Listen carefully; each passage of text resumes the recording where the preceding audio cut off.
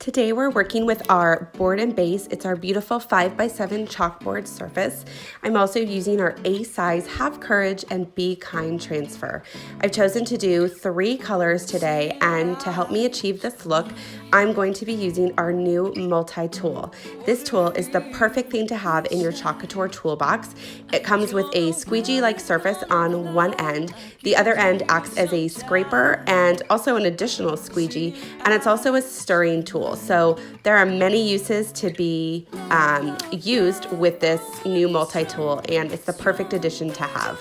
So as you can see, I've gone through and I've done some small flowers and little floral pieces with the green, and then I'm using the other end of the tool to get in there in those little flower tiny spaces and use our couture coral. And then I'm coming back in and using our beautiful purple color here, and I'm able to use my finger here to get into some really tight spaces, because sometimes it's just easier to use your fingers when you want to blend some colors together and get a really cool look. Just get on in there, go back to your childhood and finger paint. And when you pull the transfer off, you can see just how beautiful this came out. It's the perfect little addition to any spot.